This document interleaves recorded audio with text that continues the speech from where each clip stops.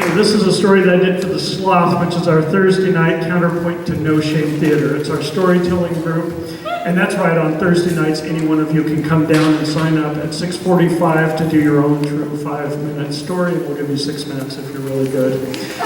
And after the storytelling, we do our No Shame workshop every week on Thursday also, which is where we put together all the skits and rehearse for what you see here tonight.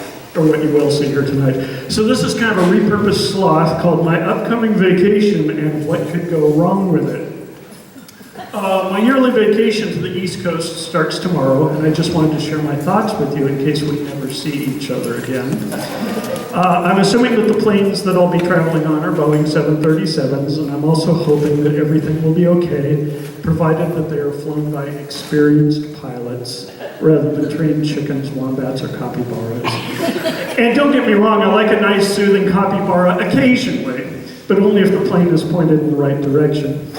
On one of my last flights out of New York, the plane started veering to the northeast, and I thought, oh great, we're going to Portland, Maine, and not to Portland, Oregon. But after a few minutes, the plane changed direction, which was reassuring at first, but then I thought, you know, I'm pretty sure that they did that on purpose because they know that I'm back here, and they also knew that I'd be the only person who noticed.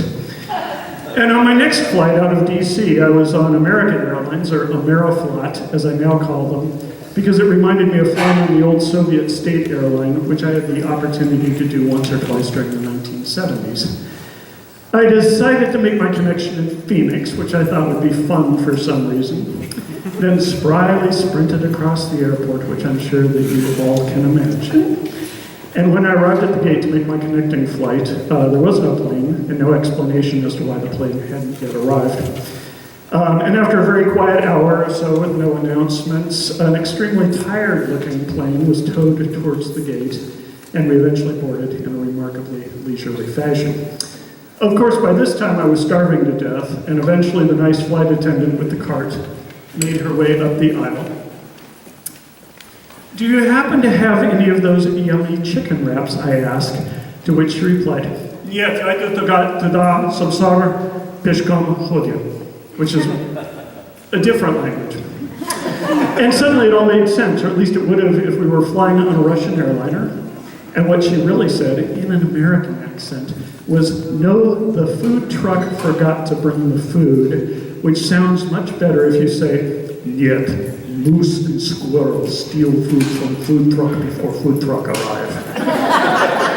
So, tomorrow morning, I leave for DC, and when I arrive, I'll start drinking scotch torrentially, because that seems to be my particular drink of choice for my yearly bout of East Coast alcoholism.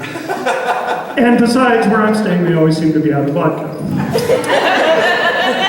I also plan to take the train up to New York City to go to an exhibition at the Metropolitan Museum where they have the guitar that Jimi Hendrix played at Woodstock, unless they hear that I'm coming and set it on fire just before I arrive. And finally, it's on to Cleveland and the Rock and Roll Hall of Fame, which I assume is kind of like the Disneyland of rock and roll and could cause my various allergies to American culture to flare up. The only reason that I'm going is to see the guitar that John Lennon played on the Ed Sullivan Show in 1964, which for me is a little like visiting the Holy Grail or the Mona Lisa.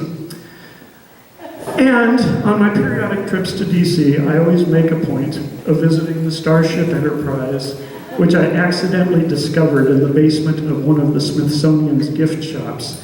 And on one occasion, I found myself completely alone with it. And the temptation to steal it was almost overwhelming, even though it was 11 feet long, and I thought that I might get noticed. There must be a way, I thought to myself, remembering the time that my mother got a hernia carrying a couch from the upstairs bedroom to the garage all by herself because she didn't want to interrupt my stepfather while he was watching golf. I'm resourceful too, I thought. And one day I arrived to find that the Enterprise was gone and had been replaced by a sign that said, "Don't worry, it's closed." And after being restored, it eventually appeared upstairs in the museum, stuffed into a nondescript corner with crappy lighting. And if I can ever figure out a way to abscond with it, I think that might look rather nice in the middle of St. Peter's Basilica at the Vatican, and then maybe moose and squirrel can help.